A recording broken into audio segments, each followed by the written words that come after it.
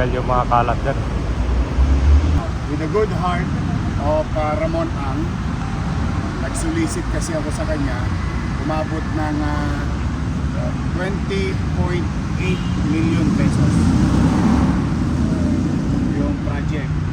At ito ay dinonate ng buong buo ng San Miguel Corporation. Grabe kabagsik si Yorme. Yung dating madilim dito sa Osmeña Highway, ganito na kaliwanag. Grabe, parang hindi gabi dito. Sobrang lakas nito mga ilaw na to, parang umaga. Talagang mapapawaw ka. So good news sa mga araw-araw dyan ng mga motorista, lalo na sa mga naka two wheels na araw-araw dumadaan dito. Ito ngayon, panatag na kayo dahil ganito kaliwanag na at mas safe na. Binanggit din ni Yorme, ito ay malaking tulong dahil matagal lang nirequest ito ng mga Manileño, lalo na dito malapit sa Zubel papunta dun sa Quirino. At nabanggit din ni Yorme na itong paglalagay ng mga ilaw ay nagsisimula pa lang. So tara, puntahan natin itong Osmeña Corner Zubel. Dito nagsimula yung lightning hanggang dun sa dulo naman at alamin natin ang mensahe galing kay Yorme kung paano ito natuloy at sino yung tumulong para ito ay mapatupad.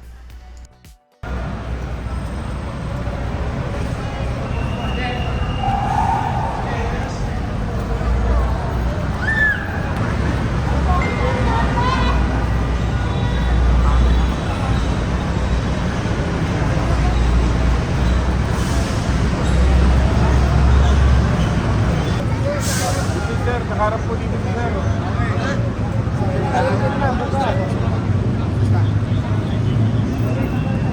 Sabay-sabay po natin. Painawan ang 700 course. In 5, 4, 3, 2, 1. Maliwanag no? Sobra parang araw. Grabe yung iliwanag ka ba yun ha? Parang hindi gabi dito ah. Ito rin yung pagpapailaw ng Osmeña Corner Zubel Rojas. Grabe oh. Parang nabigyan buhay yung mga taga dito oh. Oh, legit yung liwanag oh. Pasya ka ba yung live na yung Osmeña?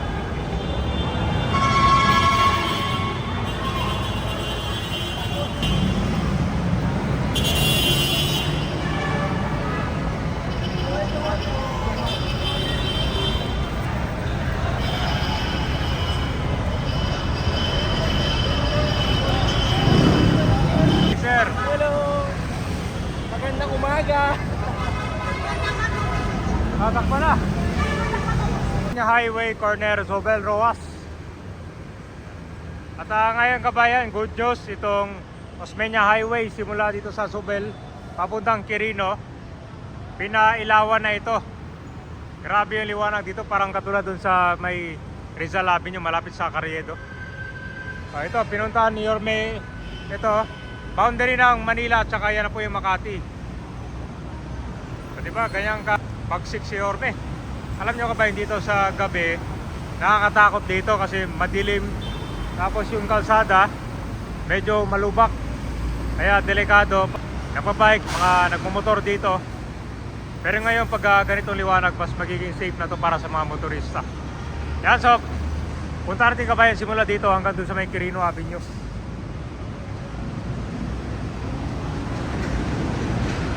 Grabe, liwanag oh. Ayan yung mga ilaw sa taas oh.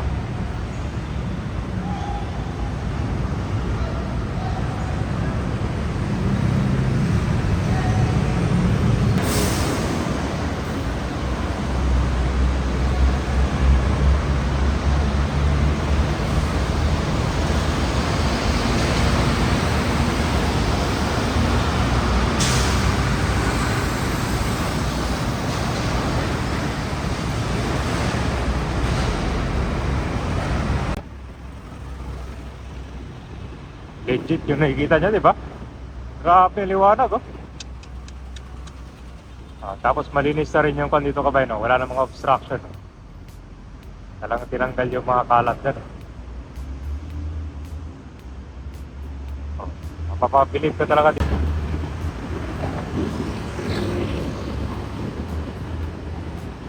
The sea is surreal. Wala na mga squatter dyan, no?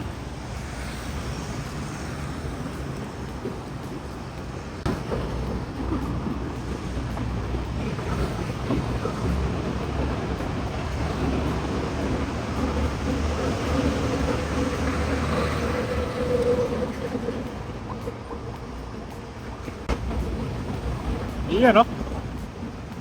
Liwanag, ah. Bagsik. So, malaking tulong ito para sa mga motorista, lalo na sa mga naka two wheels. Alam nyo, dati kapag nagmotor ka dito, nakakatakot talaga. Hindi mo alam kung makikita ka ba. Tapos yung kalsada ito, lubak-lubak pa yan, may mga butas. Pero ngayon, wala ka nang kakabayan dito. Kitang-kita mo kahit yung mga maliit na butas. 'Di ba? Ito pala ay sinulisit ni Yorme. At ayan naman, mamaya malalaman niya kung kanino galing itong full donation para dito may pasa katupad.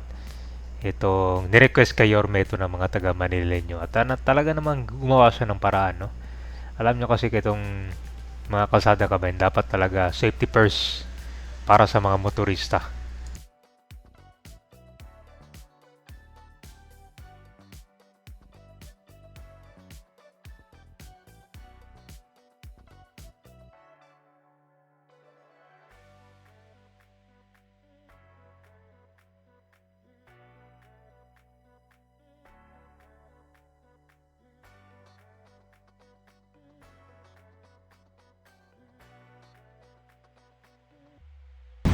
Liwanag.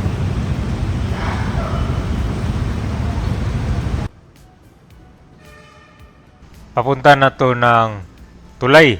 At kakalampas lang natin sa Pedro Hill. So abot dito yung pailaw na yan. Sa kaliwa, papuntang UN na. At dito, pupunta natin si Yorme ngayon para dito sa interview nitong napakagandang pailaw na project.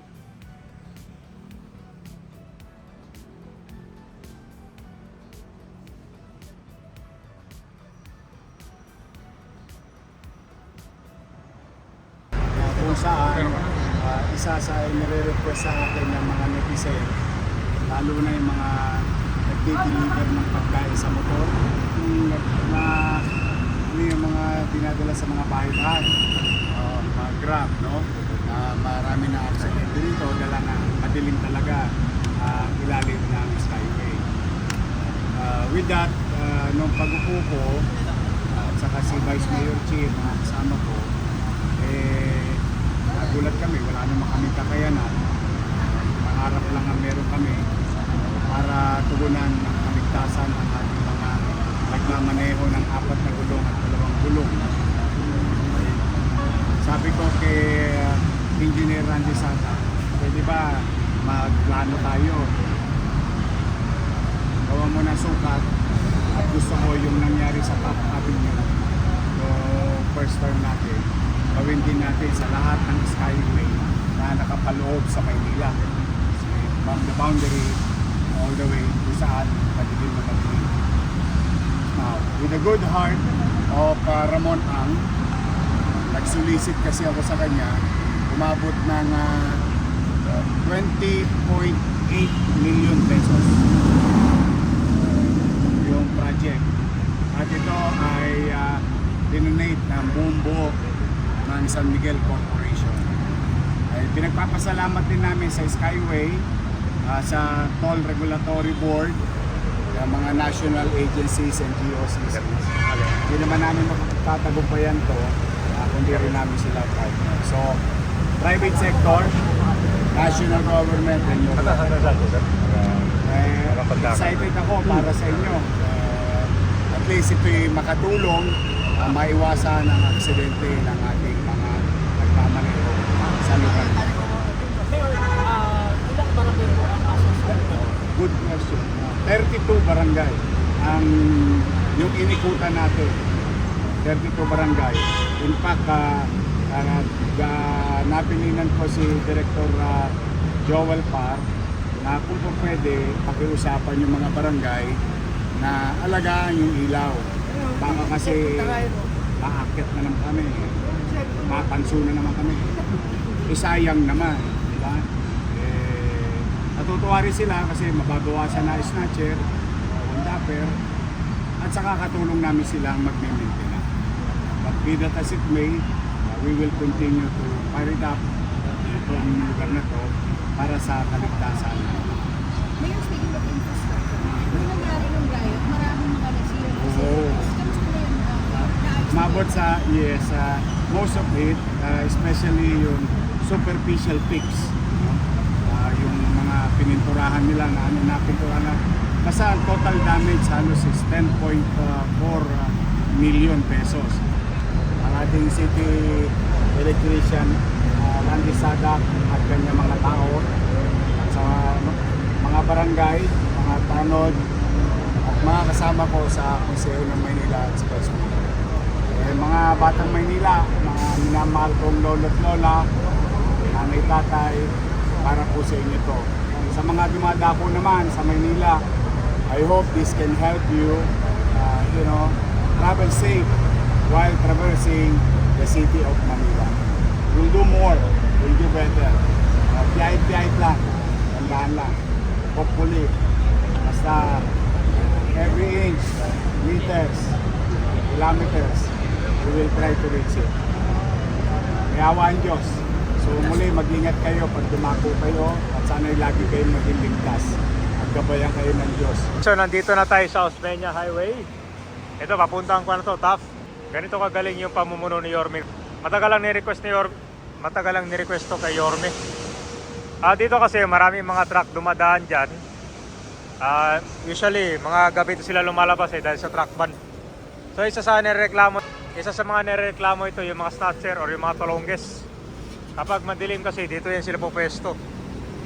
Tapos yung mga motor na dadaan dito, delikado. Kasi paano pag natumba sila dyan? Tapos madilim, di sila makikita. Kaya malaking tulong tong pagpapaliwanag nila. Simula sa ako na, Zobel Roas. Kitang-kita mo na yung truck dito, parang liwanag. Parang umaga, parang hindi gabi.